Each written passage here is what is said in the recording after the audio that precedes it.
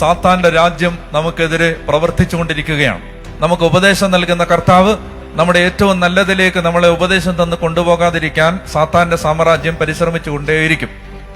അപ്പൊ നമ്മൾ അങ്ങനെ ചെയ്യുമ്പോ ലിസൺ, ഇവിടെ വചനം പറഞ്ഞു, ദൈവത്തിന്റെ സർവായുധവും ധരിക്കണം. സാത്താനെതിരെയുള്ള ദൈവത്തിന്റെ ഏറ്റവും വലിയ ആയുധം എന്താണ്? What is the best weapon? പരിശുദ്ധാത്മ അഭിഷേകം. അതായത് ബാക്കിയെല്ലാം അതിന്റെ മീൻസ് ആണ്. വിശുദ്ധ കുർബാന, വചനം, ഇതെല്ലാം എഫക്റ്റീവ് ആവുന്നത് ഒരാൾ പരിശുദ്ധാത്മാവിനാൽ നിറയുമ്പോൾ മാത്രമാണ്. അല്ലെങ്കിൽ വിശുദ്ധ കുർബാന അയാൾക്കൊരു ആചാരമായിട്ട് നിൽക്കും, ബൈബിൾ അയാൾക്കൊരു വെറും ബുക്കായിട്ട് തോന്നും. അതായത് ഒരാൾ ഇനി പിശാചിന് ഏറ്റവും കൂടുതൽ ഭയം എന്തിനാണെന്നറിയാമോ? പിശാചിന് ഏറ്റവും കൂടുതൽ പേടി ആരെയാ? ഈശോയെ പേടിയുണ്ട്, മാതാവിനെ പേടിയുണ്ട്, വിശുദ്ധരെ പേടിയുണ്ട്.